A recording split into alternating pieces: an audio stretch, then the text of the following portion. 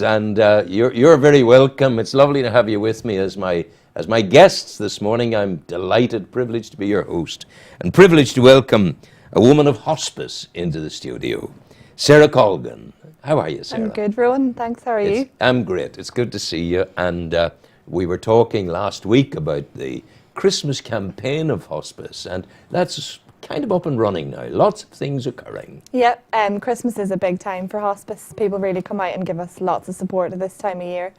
And we do have quite a few campaigns coming up over December.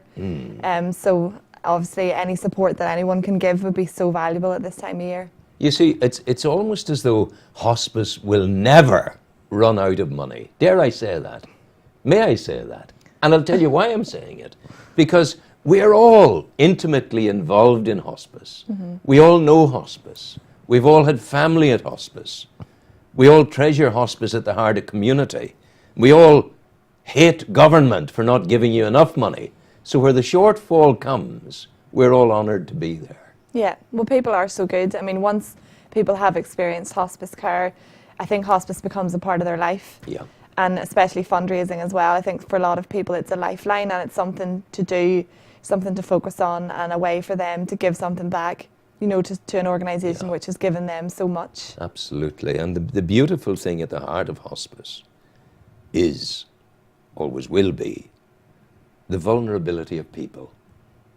And I remember when I did, way at the beginning, when I did a documentary on hospice, I wondered what I was going to call it. And I called it Dreaming of Springtime, because the people I met in hospice, they weren't downhearted, they weren't dreading the events to unfold, they were looking to their future, they were looking to their belief in going on to another place. And hospice was facilitating all of that. And you have your chaplains who come in, you have your alternative therapists who come in and help. All of that continues. Yeah, well, that's it. There's a whole team of people. I think when families first come into the hospice, they think it's just going to be maybe like a hospital.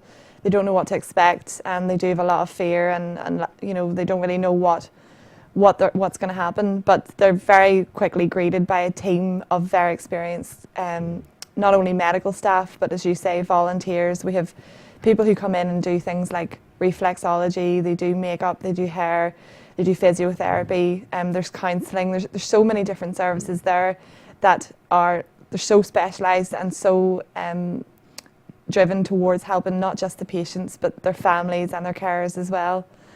So we often get families coming in, they're quite unsure at the start, but as soon as they come into the doors of the hospice, they're greeted with a smile, they're reassured, and they all know that they're there together.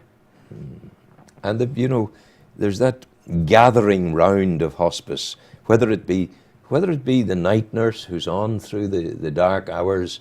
She comes off at 6 or 7 in the morning, and she's having a cup of tea and a bit of toast before she goes, and maybe the mummy or the daddy or the husband or the wife's coming in to see the sick person, and there's a little family of conversation goes on. There is, yeah. I mean, it's not just as well as our fantastic It's medical not sterile. staff.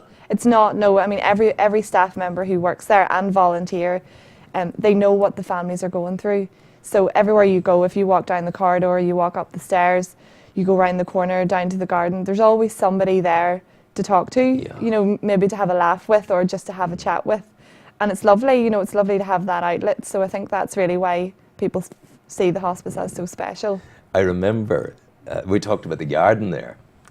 I remember going up to the respite Wednesday session, and I had said to them the week before, the folk who were in there, would you like me to bring Rocky? I think this almost gave the matron, or the equivalent of the matron in the hospice, a heart seizure, because she didn't know that Rocky was coming with me. And Rocky was the most beautiful, gentle and loving Norwegian elk hound, a big cuddly teddy bear of a dog.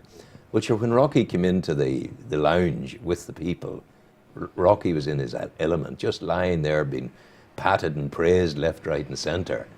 And then the boss came in, oh, he's not supposed to be in here. So we took Rocky outside, and the folk then came out and had a great time associating with Rocky and being close to Rocky. But and then you see we had the whole era of Jim Gorman and Val Morgan coming up and singing on Wednesdays for the pool.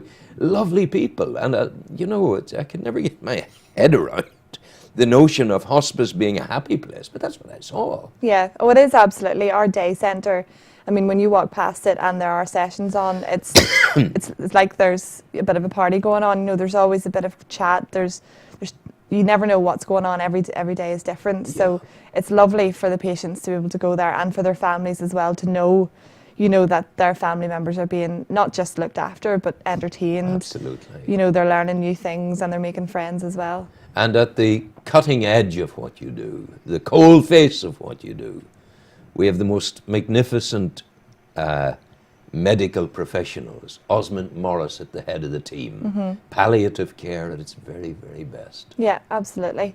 I mean, that's obviously why we can keep going, because we have such a high standard of care. And unfortunately, that's why we have to raise so much every year. It costs us, we have to raise actually just over £6,000 a day to keep that care going. The hospice never closes. There's staff there all night long, all day, 24 hours a day. So unfortunately, that is why the fundraising is so relentless. Every penny that's given must be followed by another one, and that's really just the way it is. So it's like life. Every breath we take is followed by another one. Exactly. And that's what hospice is. It's the breath of life. Mm-hmm. That's where we are. And I remember at Christmas time, we're coming into Christmas now, I remember so well going to hospice on a Christmas morning when a friend had passed away. People die at Christmas time too. Mm-hmm. And hospice is there for them the whole way through. The various campaigns are up and running. Your summer campaigns are in the pipeline, going out to Iceland and going to Santiago, all the rest of it. Those treks are all occurring. But the one that's happening has got a particular Christmas flavour, and this is where you can use Christmas and Santa Claus to do good for hospice, because the Gina Cottage experience is there again for you. It is, yeah. Some kin of your own, the Boyd family from Newry here, they run a very quaint Santa's Grotto every Christmas for the hospice. And it's raised about £30,000 for us over the last 3 years, which is fantastic. It's a lovely campaign because it's something that families do anyway. A lot of families do take their children to see Santa at Christmas. You know yourself, Rowan. So this is a good way to do it for charity. People often complain about how expensive these grottos can be. But the cottage that the Boyd family run is much cheaper, and every single penny of it goes to hospice. So it's a lovely experience. You get to meet Santa, you get a gift, you get to meet his farm animals and sing Christmas songs with him. And it's in the lovely setting of Sheeptown Road in Savile, which is beautiful. A nice little Lonan going up, very little Lonan up to Santa. And lovely. Little animals. Okay. How do people book for it? What do they do? Well, to book for it, just go on to the website. We actually have an online website. It's Gina's Cottage. Ginas Cottage, no apostrophe. No.